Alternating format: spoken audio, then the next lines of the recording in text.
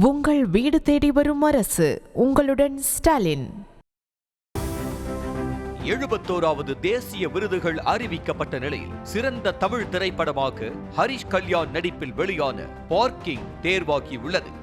Ego ஒரு மனிதனை எவ்வளவு மோசமான நிலைக்கு கொண்டு செல்லும் என்பதை திரையில் கண்முன் காட்டிய பார்க்கிங் திரைப்படம் ரசிகர்கள் மத்தியில் நல்ல வரவேற்பை பெற்றிருந்த நிலையில் தேசிய விருதுக்கும் தேர்வாகி பெருமை பெற்றுள்ளது.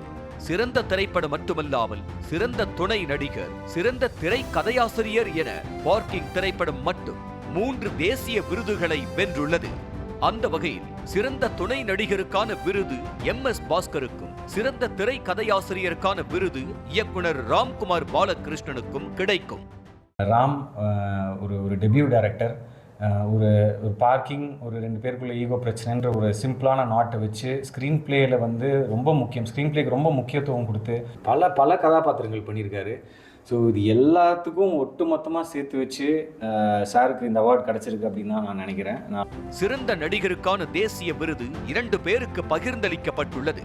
வாழ்க்கையில் முன்னேற படிப்பு எவ்வளவு முக்கியமானது என்பதை தனது யதார்த்தமான நடிப்பின் மூலம் புரிய வைத்த 12th ஃபெயில் திரைப்பட ஹீரோ விக்ராந்த் மாசேவுக்கும், அட்லி இயக்கத்தில் வெளியாகி 1000 கோடி ரூபாய்க்கு மேல் வசூலித்த ஜவான் படத்தின் ஹீரோ ஷாருக் கானுக்கும் சிறந்த நடிகருக்கான விருது அறிவிக்கப்பட்டுள்ளது. மிஸ்ஸஸ் சட்டர்ஜி விசஸ் நார்வே படத்தில் நடித்த ராணி முகர்ஜிக்கு சிறந்த நடிகைக்கான விருது வழங்கப்படுகிறது. பெரும் சர்ச்சைக்குள்ளான தி கேரளா ஸ்டோரி திரைப்படத்தை இயக்கிய சுதீப்தோ சென் சிறந்த இயக்குனராக தேர்வு செய்யப்பட்டுள்ளார். இதே படத்திற்காக சிறந்த ஒளிப்பதிவு பிரிவில் பிரசந்தனு மொஹபத்ராவுக்கு விருது வழங்கப்பட்டது. ஒட்டுமொத்த பிரிவில் சிறந்த படமாக 12th ஃபெயில் தேர்வான நிலையில் சிறந்த படத்திலேயே பொழுதுபோக்கு அம்சம் நிறைந்த படமாக ராக்கி அவுர் ராணி கி பிரேம் கஹானி தேர்வாகியுள்ளது.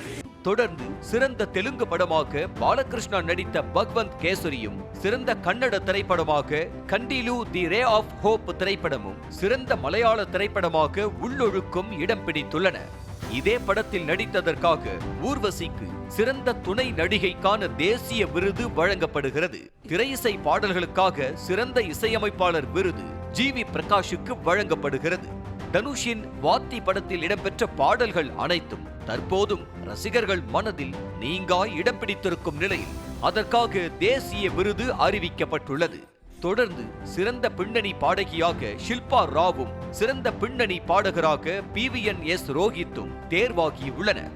தெலுங்கில் வெளியான ஹனுமான் திரைப்படத்தில் சிறந்த சண்டை காட்சிகளை வடிவமைத்ததற்காக நந்து பிருத்விக்கு தேசிய விருது வழங்கப்படுகிறது.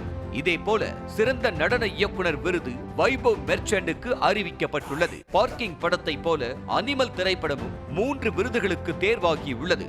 சிறந்த பின்னணி இசையமைப்பாளர், சிறந்த சவுண்ட் டிசைன் மற்றும் ரெக்கார்டிங் மிக்சர் ஆகிய பிரிவுகளில் தேசிய விருது வழங்கப்படுகிறது.